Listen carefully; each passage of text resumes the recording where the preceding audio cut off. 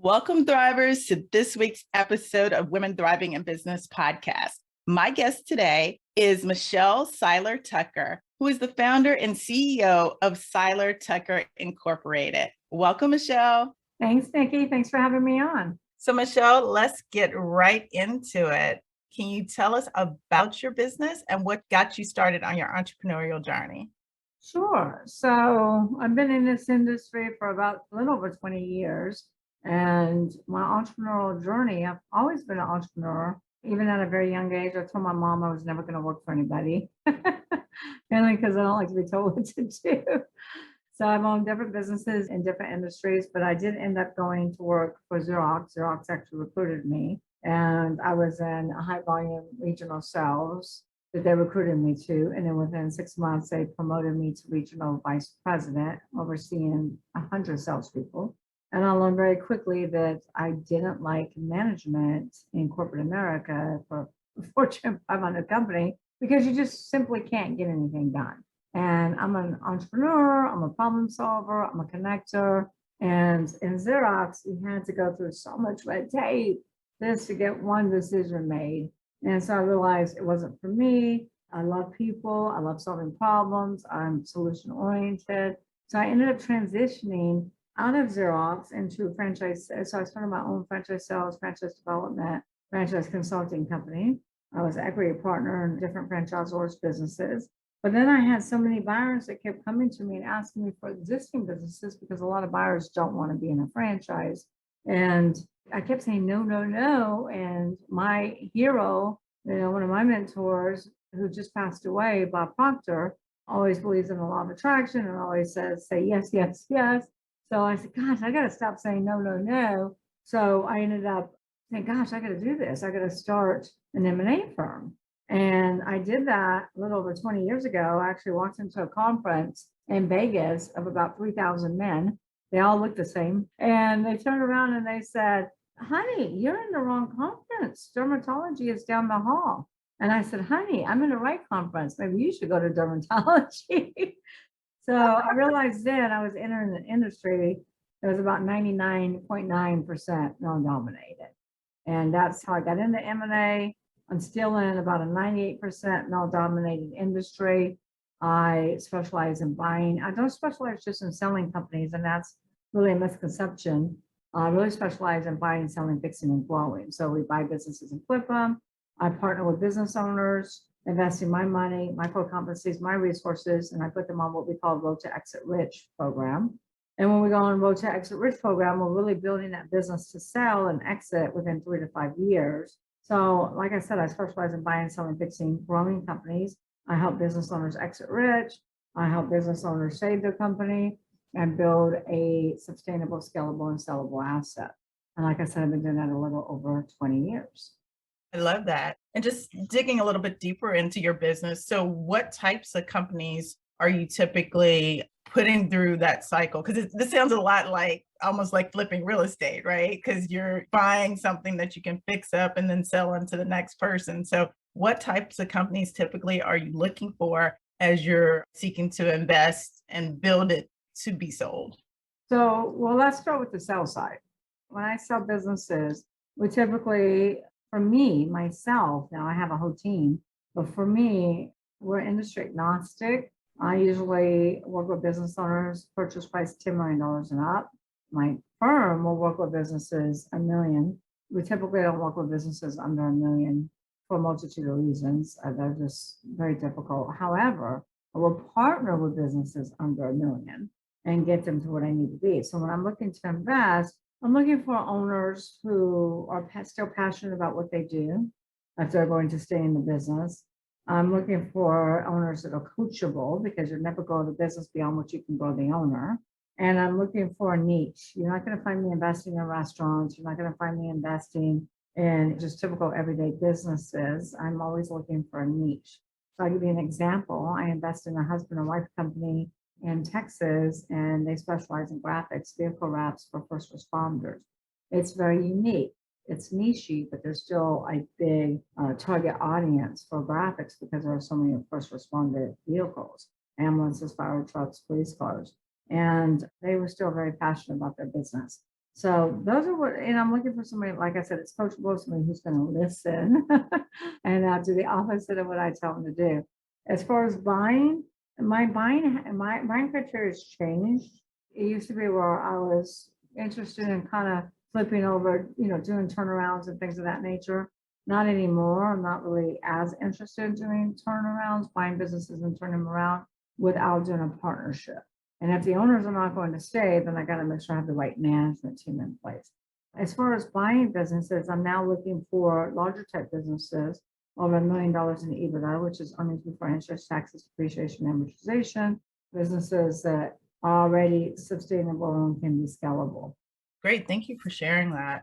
Michelle, you talked about being a woman in a predominantly male industry. What were some of the other challenges that you faced as you were getting started? Well, that was one of the biggest ones, but I don't think it really hurt me. I think if anything, it helped me because I've had so many business owners go, I want a woman. I want a woman to represent me. Y'all have more attention, pay more attention to the details. You listen better. I think it actually helped me in a lot of ways. And especially when it came to other women-owned businesses, or like, I only want to hire a woman. So I think that was very helpful. The difficult thing is this is a tough industry. It's not for the weak of heart. M&A has a 98% failure rate. So you got to be strong. You have to have excellent business acumen. You really have to be able to know your USP, your unique selling proposition, and know what makes you different and what makes you unique. It's a tough industry to learn. And I think that was one of the biggest things, is because you go to different conferences for our industry, and one speaker will get up and tell you to do it one way, another speaker will get up and tell you a different way. So there's really no continuity. So I Right. ended up just figuring out what works and not listening to everybody else. Now, of course, I, listen to what I think is the right way early on, but I always said that you walk out of those conferences more confused than when you went in. So that really inspired me to also start a 5-day training course, 600-page, write a 600-page training manual. So I train individuals, teach individuals how to do what I do, how to enter in this industry and provide a huge service that's needed for business owners. And there is a huge service, and make great money along the way. So I feel like I train them the way it should be done.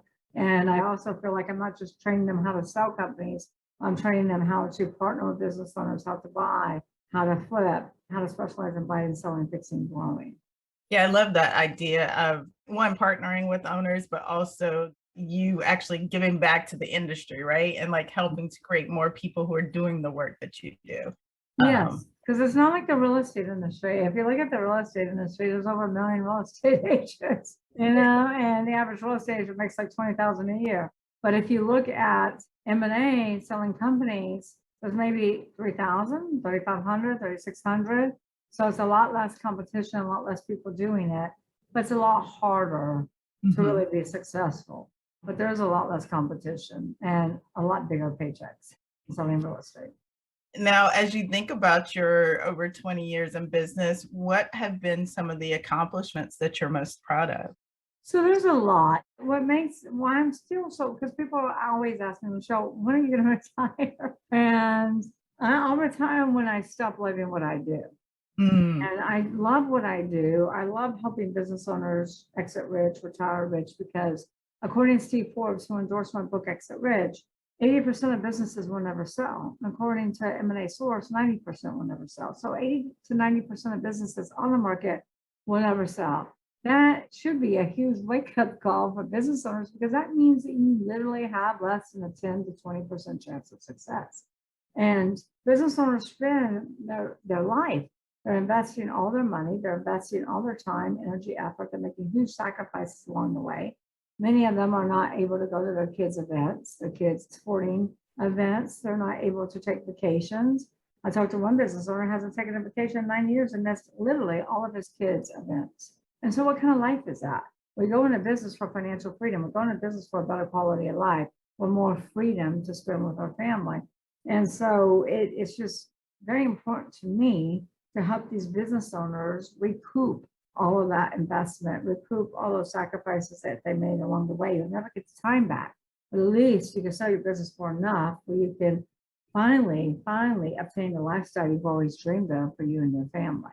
And so that's really important to me. It's also very important to me to help save businesses because it used to be when I wrote my very first book, Started a Business for More Than It's Worth in 2013, was 98% of startups would fail within the first 1 to 5 years. We all know that. But then when I wrote Exit Rich in 2019, 2020, I did the exact same research and learned that the business landscape has flip-flopped. Now it's only 30% of startups are going out of business.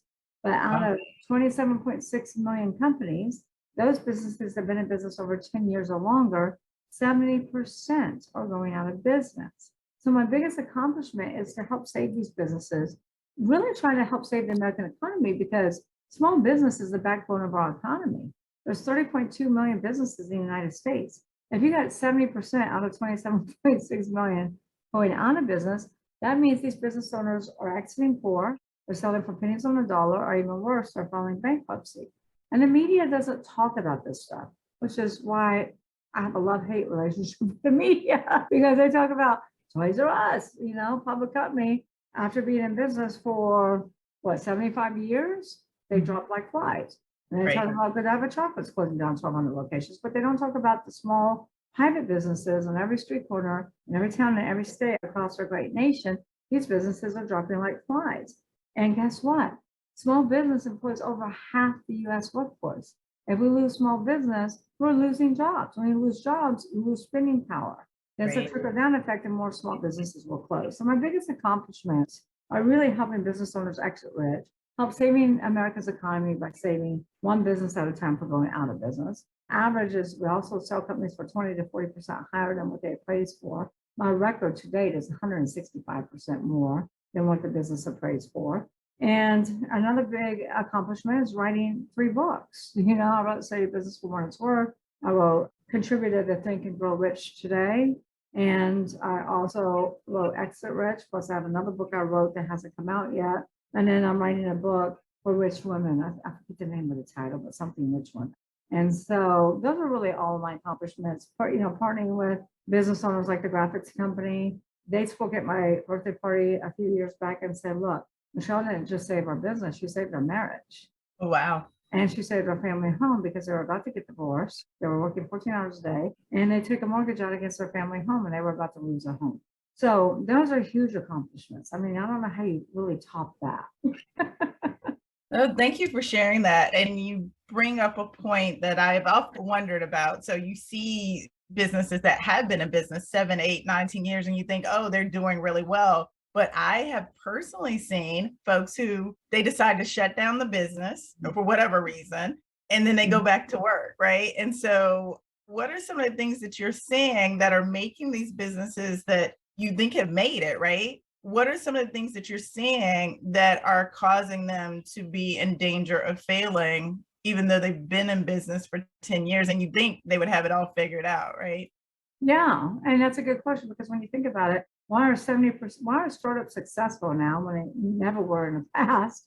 And why are 70% of businesses that have been in business 10 years or longer going out of business? So there's lots of reasons for that. First and foremost, I say 70% are going out of business because of lack of aim. AIM is AIM. Always innovate and market. Always innovate and market. So business owners become complacent. They want to keep doing things the way they've always done them. One thing that we should have learned, especially over these last 2 years, is if you don't innovate, if you don't continuously reinvent your business yourself, if you don't pivot, if you don't keep marketing and innovating, you're going to go out of business. And so many entrepreneurs are control freaks and they're like, well, it worked for 10 years. I'm going to keep doing it this way. Don't fix what's not broken. But look at Amazon. It's a perfect story of innovation. When Amazon started, they were a small book fulfillment center. And they asked themselves 3 big, huge questions that every entrepreneur should ask themselves. And one question was, what business are we in? So all women entrepreneurs, men too, but especially women, need to ask yourself, what business are you in? And Amazon said, we're in a book fulfillment business. And then the second question is, what do we do really well? What do we do better than anyone else? And Amazon said, we do book fulfillment better than anybody else. We do fulfillment better than anyone else. Not just book, just fulfillment. So the third most important question is, what business should you be in? Mm. Should. And Amazon said we should be in a fulfillment business, fulfilling orders for everyone around the world. And that's what they did. Then they're like, oh, we need to be in a grocery business. Let's buy Whole Foods. I spoke on stage with John Malky. Actually, I was on a pitch tank with him, who owns Whole Foods. And they're constantly innovating. So they're like, well, we're not selling groceries. We need to buy a grocery store chain. So they bought Whole Foods. Then they said, we want to be in movies. So they started creating movies. So you can't ever stop. You're either growing or dying. There's no in between. And when you stop, then that's when everything will stop. And so that's what business owners do. They stop innovating. You can't do that. Look at Blockbuster.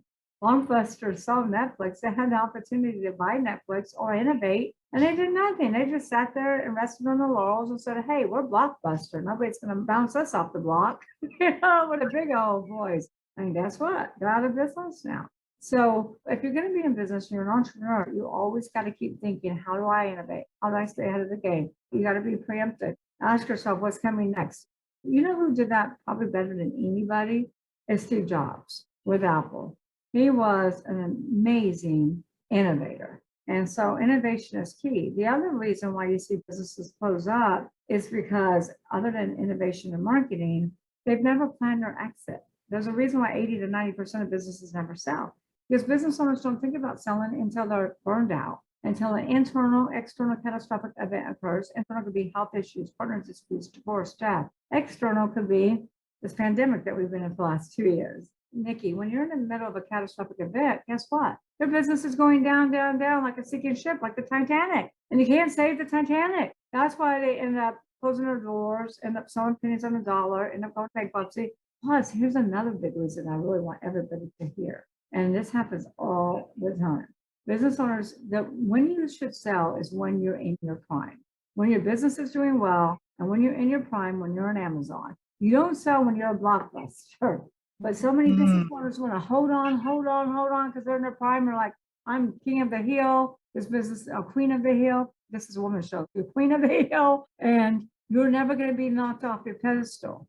That this is going to last forever. Well, nothing lasts forever. What goes up must come down. Nothing lasts forever. So when you're in your prime, but so many business owners want to hold off, or they'll get an offer and like, oh, you're only paying me 5 times or 4 times my EBITDA. I'll just hold on to it for 4 years. They hold on to it, and in competition, something happens, the industry changes dramatically, and now they're out of business.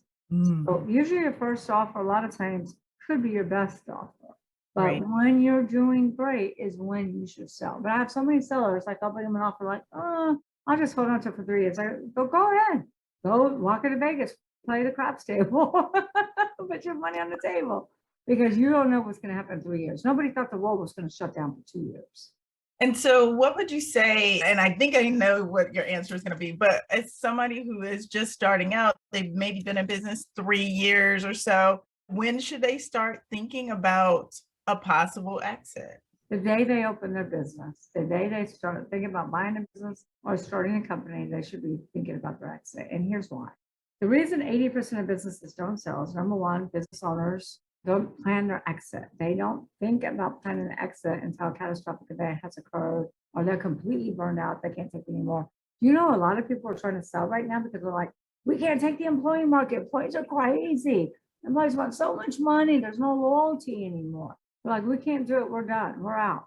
And I know I have a lot of close friends who've gotten to that point. Or it doesn't sell because business owners have created a glorified job in which they go to work at every day versus a business that actually works for them. Business owners haven't created and haven't built a sellable business that someone actually wants to buy.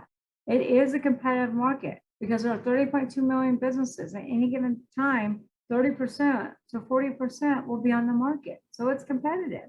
So whoever builds the best asset, the biggest spaceship, the best business, the company, the owner is going to sell for maximum value. Business owners don't build a business that somebody wants to buy. Business owners build a job. That's why I wrote Exit Rich, because Exit Rich is not about selling your business tomorrow. Exit Rich is about building a sustainable business that you can scale. And when you're ready, you can actually sell, that somebody will want to buy it. And that's why you should read it from the beginning And it's kind of like when I go into partners with someone, Nikki, I'll look at the business and everything. I say, okay, we're going to follow the GPS exit model, which is in my book, Exit Rich. And so I'll tell my partners, look, what's our destination? What do we want to sell for? It's called the GPS exit model. When you want to drive somewhere, if you don't plug in your destination, you go nowhere, or you're driving around in circles. Same thing with your business. If you don't plan that sales price, that destination, you're going to end up nowhere. You're going to end up struggling. So I tell my partners, look, I want to exit for 50 million. Mm-hmm. If I can't exit for 50 million, I'm probably not going to partner with you on that. Because you asked me, what's my criteria? One of my criteria is can we have a 50 million exit here or above? Anything under 50 million is not really worth my time. So your destination, 50 million. Next, you need to know, where are you starting from? What's your current location? You need to have an evaluation. You need to know what your business is worth. Most business owners don't even know what their business is worth. So if we say, okay, we're at 50 million, or $5 million today, what's the time frame? Let's say 5 years. And that's what I do. Every time I go in to look at that partnering with a business owner, this is what I do. This is my destination. This is what you're worth today. This is our time frame, 5 years. This is who our buyers are going to be, because there's 5 different types of buyers. You got to determine who your buyers are going to be. And then you got to know what your numbers need to be to get a $50 million exit. It's not rocket science, but then you got to know, well, if there's 5 types of buyers and my buyers are going to be strategic competitor, private equity group, what's the buying criteria? What are they looking to purchase for? What will make a business buyer pay more money, a higher multiple for my business than anyone else that's looking at my company? So, and then you've got to build your business based upon those criteria. And you build your business to suit. It's kind of like, Nikki, when we go into business, we go, here's our widget, right? And we know we're not going to be everything to everybody. We say, here's our widget, like you specialize with women, right? Women are your target audience. You're not trying to go after everybody. So we go, okay, here's my widget, here's my target market. You've got everything to meet that target market's criteria, what they're looking for, what their problems are, how you can solve them, etc. You don't try to be everything to everybody. Same thing with your business. Your business is your widget, and this is your target market. And you need to find out, what are they looking for? Buyers buy EBITDA, cash flow. But guess what? They also buy contracts. They also buy databases. Facebook paid $19 billion for WhatsApp, and WhatsApp was hemorrhaging money, but WhatsApp had 1 billion users. Right. So they pay for contracts. They pay for celebrity endorsements. We got a client working with Oprah. Guess what? We're going to get a high multiple. You know why? Because a strategic will want to work with Oprah. Everybody wants to work with the queen of everything. Right. Yeah. I took it just so I can meet Oprah. So they also pay for patents and trademarks and all this stuff. So that's why you should plan your exit from the day you start and build your business on what we call the 6 Ps, which is the infrastructure. It's the backbone of your business. When you go in and start, when you're going to build a house and you hire a contractor, they don't just pour the concrete and then build up. They go deep beneath the ground. They want to test the soil. They want to make sure it's good. They want to make sure it's not going to cave in later. They put in all the lines that are needed right before they pour the concrete. They drill down deep and they build the foundation deep within.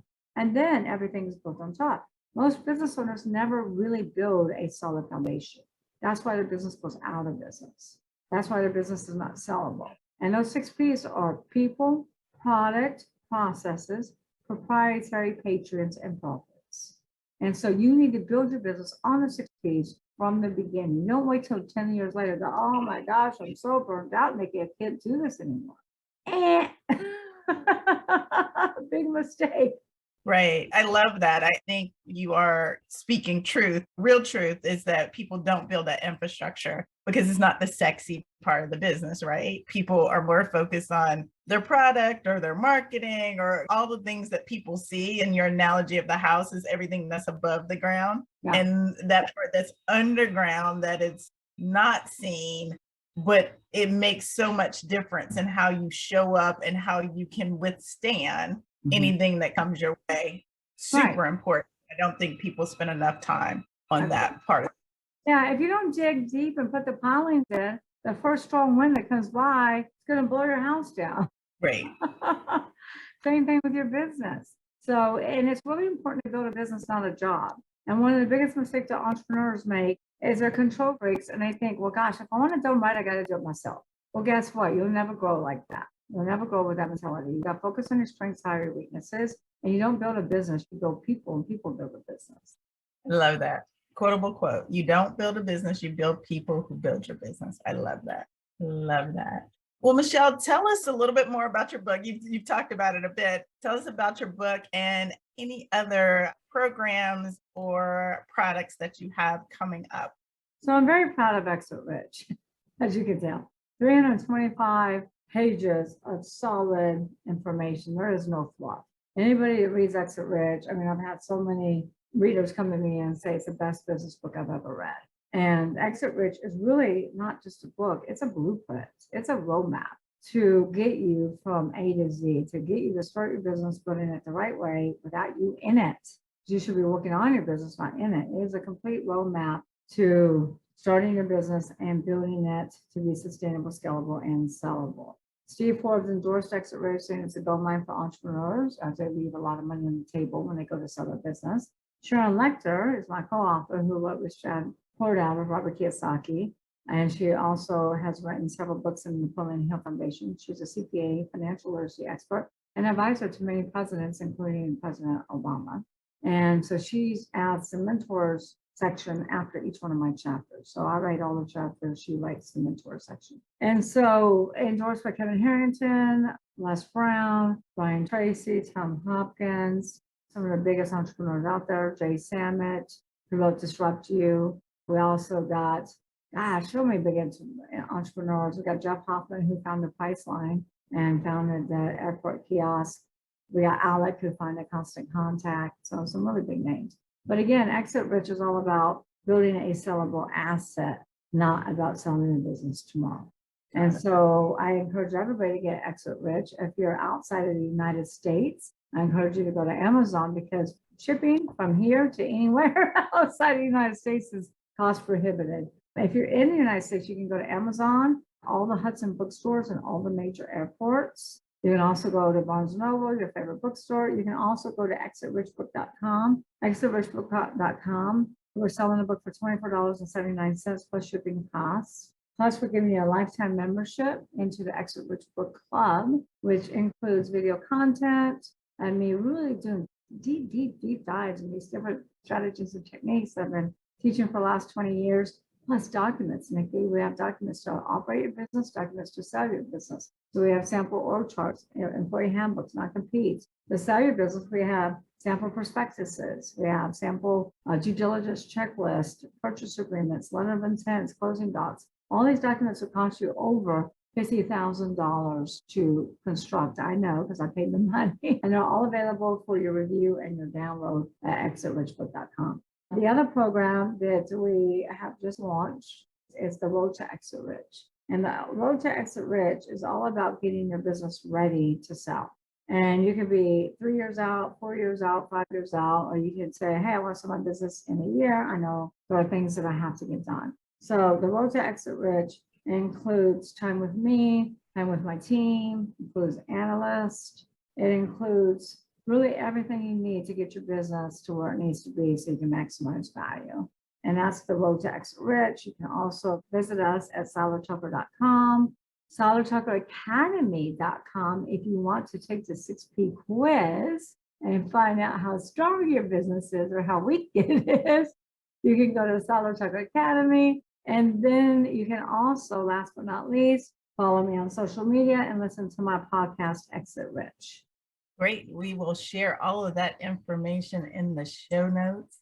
So Michelle, one question, if folks are listening right now and they're thinking, oh, exit, that's all about the financials, my accountant should handle that. What do you say to that? I say absolutely not. I mean, yes, your accountant should prepare. If you don't have an internal bookkeeper, internal CFO, then yes, your accountant should prepare your P&Ls, your tax returns, things of that nature. But your accountant should not do your evaluation.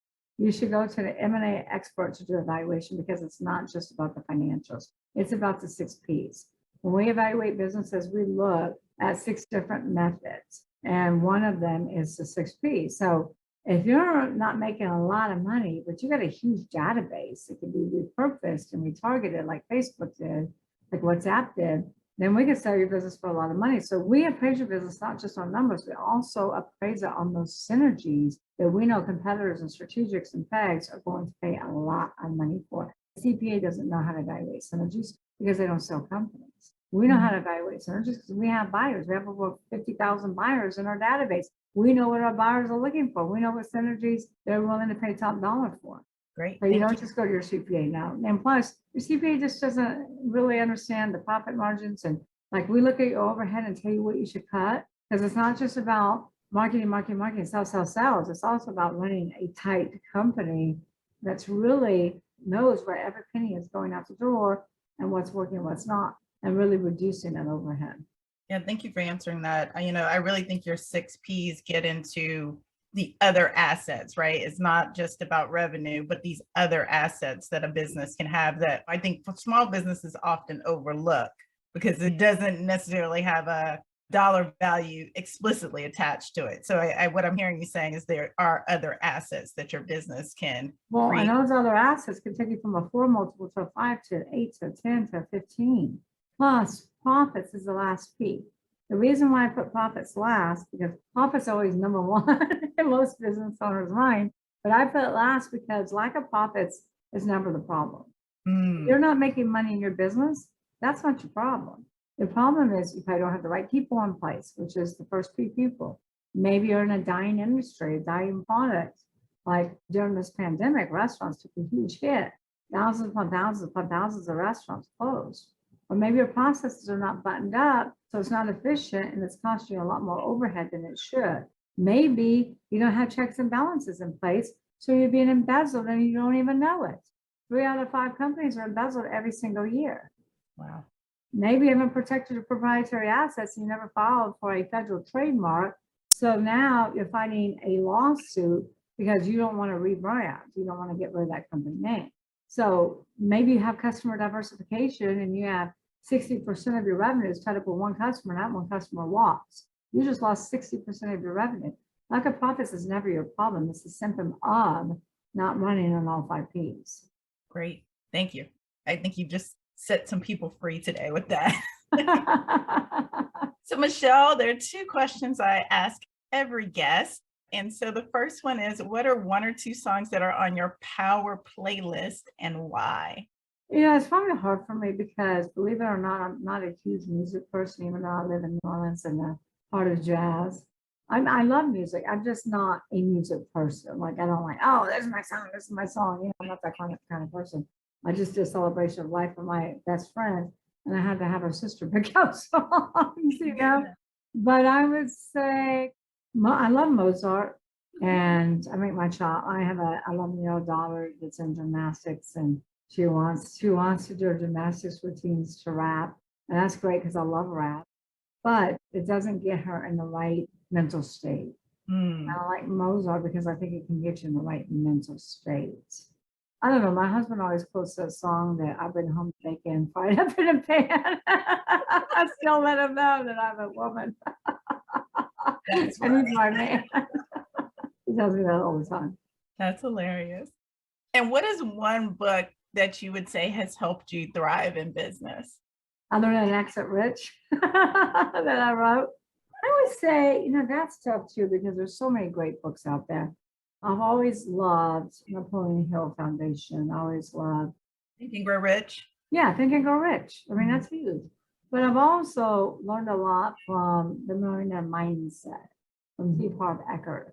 And the Millionaire Mindset is all about your financial thermostat. Because when I interview people to work with me, and my goal is for everybody to make 6 figures. But if they haven't made 6 figures before, they probably won't make it with me. Because it's their financial thermostat that has been set, probably because of negative association around money from their childhood. And so the Millionaire Mindset really works on your association around money and how you grew up and the messages that surrounded you as a child. So the Millionaire Mindset is great because if you don't change your financial thermostat, say, okay, I'm going to make $100,000, then you'll never make $100,000 because it's internal. If you look at business owners who have filed bankruptcy, they always make it back. They always make their money back because if you made $1 million before, and you lost $1 million, you'll make that $1 million back again, because it's not your ability to make money, it's your ability to keep that money and what that means to you. There's a lot of business owners that will make $1 million and spend it all in a month because they have a disassociation with keeping money because of how they were programmed about money when they were little. And it starts in the home. Also, I like The One Thing by Gary Keller and Keller Williams. And the reason I like The One Thing so much is because entrepreneurs are like, squirrel, squirrel, squirrel, squirrel. I had that same problem. Squirrel, squirrel. That's why I have specific criteria now for what I buy and what I invest in, because I'm like squirrel, squirrel, squirrel. And a lot of business owners, especially women are so guilty of this. We take on more than we can handle. Mm. If I advise a woman on her business, she's like, oh, I'm going to do all 10 things. I'm like, no, no, no, no, you're not. We're going to narrow it down. We're going to focus on that one thing that will make the biggest impact in your business. Because there's no way you're going to do all 10. It's going to be frustrating. You're not going to be successful. Then you're going to feel like you failed and you won't make any movement at all. You won't make any improvement. So I think that's very important. The other book I really like is Rich Dad Poor Dad by Robert Kiyosaki and my co-author, Sharon Lechter, because Robert Kiyosaki teaches all about, we're taught to go to good school, go to good college, to get out and get a good job. And that's security. Right. For job security, there's no such thing as job security. So he really talks about entrepreneurship is the best form of security. And he also talks about if you want to buy a $100,000 car, you don't take your money and buy that $100,000 car. You take that $100,000 and invest it in an income producing vehicle that throws off the cash for you to buy that $100,000 car. So those are really good books. Right. Thank you for sharing that. Well, Michelle, it has been an absolute pleasure talking with you today. I'm so glad you took the time to share with us about your book, your programs, and your life philosophy. I'm just really fascinated by the whole M&A industry, and I'm just really glad that there's a woman out there representing and helping business owners exit rich.